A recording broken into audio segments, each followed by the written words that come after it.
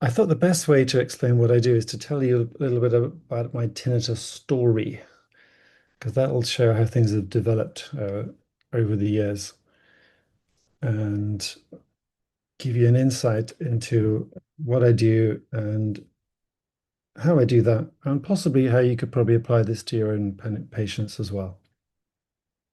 First of all, though, I need to say that my approach is if I got a TV and a remote control, I know how to use the TV.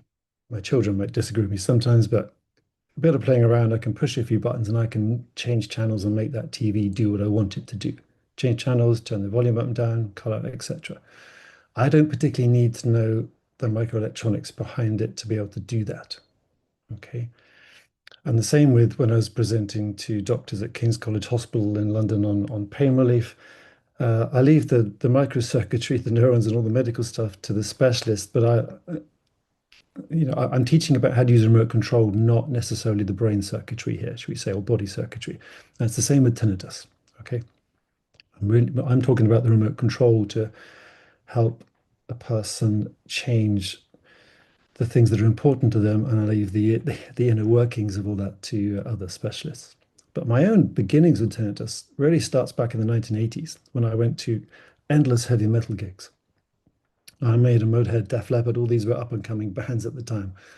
I go and see them, after school, go and see them, and then next morning, lying awake in the morning before school, thinking, what the hell's that ringing sound in my head? But I used to play around with it a lot, and I realized I could tune it out. If I was there, and it was almost like turning the dial on an old-fashioned radio. I can make it disappear for a while.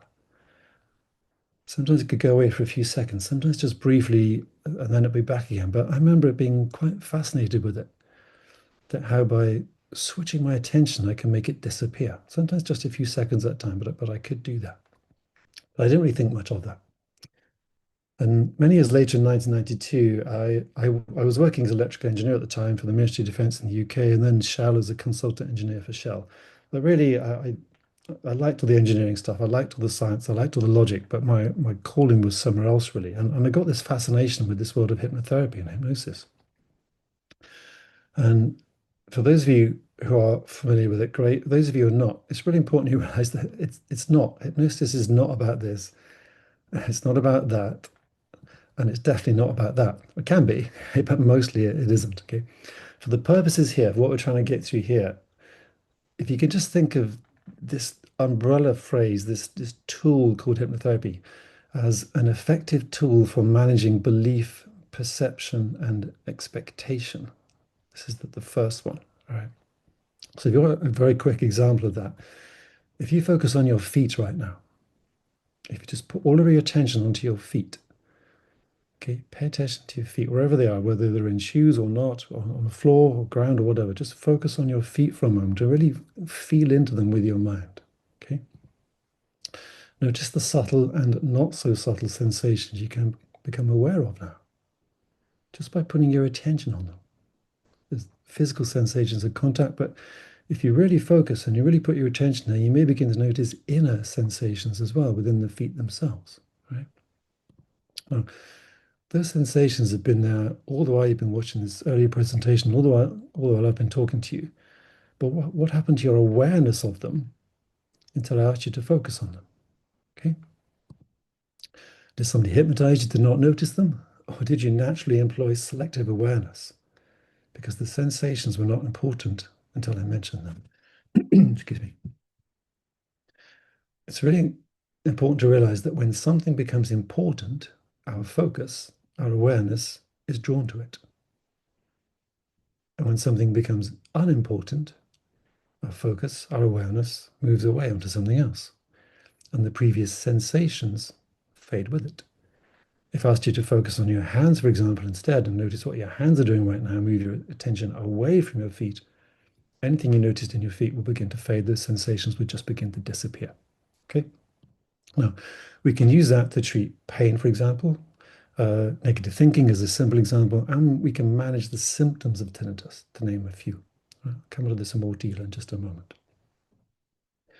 But another use of a more advanced form of hypnotherapy is It's an effective tool for resolving inner fear, stress, anger, anxiety, and trauma. Most people are not aware of this use of it. Okay. So instead of immediately directing the conscious attention onto something more positive, as in trying to move away from your feet onto your hands, for example, we first direct the attention inwards to resolve unresolved emotional issues. And this is what I spent most of my life doing, 3.5 decades, something like 20,000 client sessions, helping people resolve emotional issues, traumas, problems from childhood, teenage years, adult trauma, all this kind of stuff. That's where my speciality's been. Okay. When the emotional causes are resolved, the conscious symptoms reduce or disappear. Okay, so just treating symptom rather than cause. Pretty standard. Now, I prefer to use a mixture of the two.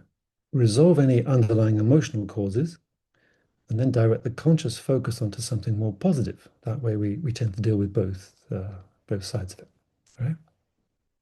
Now, my first tinnitus patient back in, oh my God, it must have been mid 90s, I guess. Female, mid 40s, had developed tinnitus and was experiencing severe panic attacks. But instead of focusing on the tinnitus symptoms or the panic attacks, I was interested in her emotional reaction to it and why. Why was this sound causing such panic? Okay. And using my approach, we discovered that 10 years earlier, she had encountered a life-threatening experience. She nearly died and she thought she was going to die, but she just about survived. Although she never spoke about it or dealt with what had happened. She just suppressed the whole thing and tried to get on with her life. Okay. Now, when she developed tinnitus a decade later, it re-triggered the health scare. This was another health condition. It triggered that old health scare from before. And it became really obvious that she wasn't reacting to the tinnitus. She was suffering with PTSD from 10 years earlier. Okay? Tinnitus was the symptom. The health scare from 10 years earlier was the real cause. So when I helped her resolve the previous health scare trauma and deal with that, she no longer needed to panic so much with the tinnitus. And with a little nudge and a little directing of focus, the tinnitus went away naturally over the next few days. Okay. My second tinnitus patient was slightly different. This was a school teacher who developed tinnitus whilst relaxing on a hot tub on holiday. And there seemed to be no immediate obvious cause that I could see in the initial conversation. Okay. But when we probed deeper and followed the feelings, which is what I tend to do, follow the feelings, follow the emotions, that they'll always take you where you need to go to. She expressed a great deal of stress and anxiety that had been occurring leading up to the holiday. And we dealt with the inner causes of that and helped manage her external focus. Okay. In a couple of sessions, she was able to sleep at night again without bother, and the tinnitus gently faded into the background where it belongs. My third tinnitus patient, again, slightly different. I remember this guy, male, mid-50s, he was a motorcycle journalist. He spent a lot of time around noisy racetracks, and there was obviously no emotionally related causes I could observe. However, the sound itself was now causing irritation, anger, anxiety, along with loss of sleep and ability to focus on daily tasks. So it had become an emotional issue because of how it's affecting his life. We focused on his internal reaction to the sounds, helped him let go of any perceived threat from them. It's really important, letting go of any perceived threat from them. And after a couple of sessions, he learned to tune them out and get on with his life. Okay. Now, uh, I continued treating various tinnitus patients in this way. To me, it was no big deal. Tinnitus was just something people came with. They came with fear, stress, worry, anxiety, habits, nervous problems, trauma, tinnitus, whatever. It was all the same thing to me. Okay. Um, and then I met Matteo De Nora, the founder and the benefactor of TRI. Okay. He'd already seen 85 doctors by the time he came to me. He'd flown around the world, seen 85 doctors, and he'd been unable to buy a cure anywhere in the world, and was filled with fear, anxiety, and panic because of the condition. Okay. Now, I did what I usually did with him, but I didn't quite get the immediate response I was used to. He was slightly different than the others, and it kind of woke me up a little bit. I'd become quite blasé about it. It seemed his tinnitus thing seemed very easy to treat, but he was a bit more of a challenge. But he made me realize there was a bit more to it. Okay. He cancelled his next two appointments and invited me to visit him his home in Saint-Tropez, where I spent the weekend with him. He actually said he enjoyed talking with me, but he didn't like the weather in London. Would I go and visit him in Saint-Tropez, where it's warmer and sunnier instead? So, of course, I said, yeah, absolutely. Yeah. So I spent the weekend with him at his home. And we talked a lot. And on the second morning, I remember he said, if I could sign a contract to keep my tinnitus at this level now, I would. Right? He was a businessman, so everything was about deals and contracts. So I knew we were getting somewhere. Okay, so we got that down to a level where he thought if he could keep it there, he would be okay. Right. However, that night on the way home, I began to develop tinnitus myself. Okay, the early hours, I remember waking with this deafening, screeching sound in my ears on my head, and I thought, oh no, no, I've caught it. Okay, I know you can't catch it, but in my ludicrous, panicky, fear-based, half-asleep state, I was thinking, oh God, I've caught it myself now. Okay, and I went through all the dread and panic that so many people go through.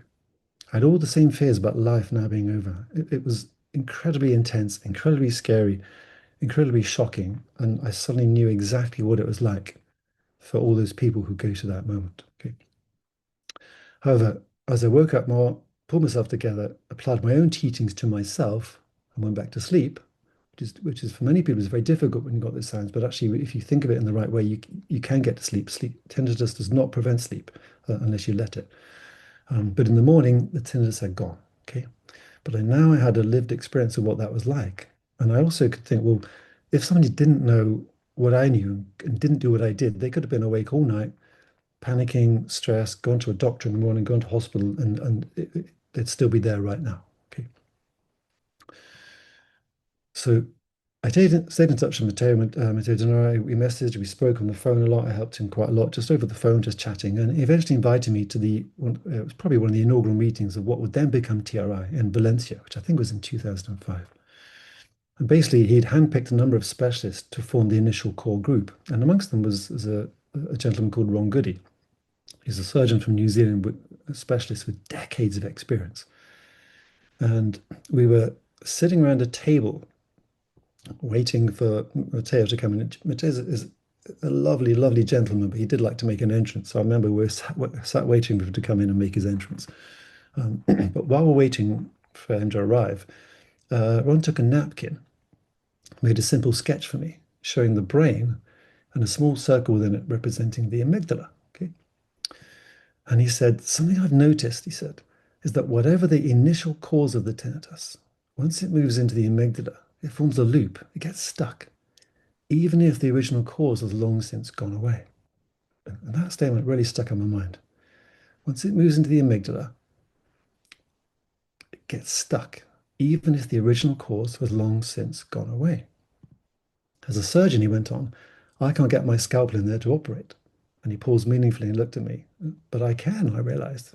In that moment, I thought, oh, that's what I've been doing. Okay. Now, as soon as Ron said that, I understood what I've been doing and why, in a way, I'd accidentally helped these tinnitus patients. I just did what I did with anybody with a personal emotional habitual problem. Okay. But Ron telling me that, it suddenly made it very, very clear why what I've been doing had been working. Okay. That was like 20 years or so now. I went to the 2006 Monaco conference. I stayed in touch. I was I put forward the idea saying, look, you're all basing research on one thing. What if it's something else? So the whole conference was called Challenging Our Basic Assumptions around this idea of challenge everything. And I did a workshop there, and um, it was great. It was packed. I had some interesting discussions with people. But over those years, I've grown up a bit. I've got more experience, and I've really been refining my own approach to these methods. Uh, I can't promise miracle cures, but using this method, I've consistently been able to help people reduce their tinnitus symptoms, and in many cases help it disappear completely, usually in just a few sessions. Okay, sometimes it's one or two sessions, sometimes three, four, five, depends on what's going on in someone's life and their reaction to it. Because very often the tinnitus becomes like an alarm bell for what's going on within the person. And if they've got stress in their life or tension or trauma comes up, you deal with it, tinnitus goes away. But if something else comes up, the tinnitus will come back. So it's like a flag waving, should we say. So some people you can do it in one session, some people it's a course of sessions over a period of time. All right. But I've got numerous case studies of this. I've got a recording of this lady called Cassie. She came on. I was running I have a training school where I teach people how to do this, not just tinnitus, but all sorts of therapy and therapeutic approaches. But I was running a specialist day on treating people with tinnitus, and asked for some volunteers, and we recorded it all. This one recording, She scored her tinnitus as being 8 or 9 out of 10 when we started, and at the end of it, she said, "Oh, it's down to at least a 4." So we had at least a 50% reduction in about an hour or so. And I've got that whole videos there for anybody who wants to watch it. I can't put it on YouTube because I agree with the lady that I'd use it for teaching purposes only, not public distribution. But you don't need to take my word for this. You can watch it happening if you're really, really interested. Okay. But the general principles of all this, just to round this up and just finish this off for you, I've given you the very briefest overview here, but the principles can be applied to any tinnitus patient. Okay. First way is identify the type of emotional reaction to the sound. Okay. That's quite important. You need to understand why the person is reacting that way. You then help the patient resolve that reaction at the causative level of that reaction. Okay. And when you've done that, a lot of the internal reason, the internal trauma, the internal emotional thing that's been keeping it stuck in the amygdala, that then dissolves instantly in that moment. And then it's just a bit of kind of finishing off, shall we say, helping them focus their attention away from the sound. All right. And that's the general approach I take. The type of emotional reaction, is it fear? Is it anxiety? Is it invasion? Is it just general stress? Is it loss of control? All these kind of things. Okay. Then you understand why the person is reacting that way. What is it within that person that makes them prone to that reaction? Okay. Resolve that. So we're often going like 2 or 3 levels deep here. Resolve why they reacted that kind of thing in that way. Then they can stop reacting to the tinnitus in that way. And then it can move out of the amygdala. And then we focus their attention away from the sound and they can get on with life. Okay. So that's the general principle I apply. Sometimes you can do it in very quickly, an hour or so. Sometimes it takes a course of treatment, depending on what the client's going through. But that's a very quick overview. Thank you for listening, and I'll hand you back over to Stefan.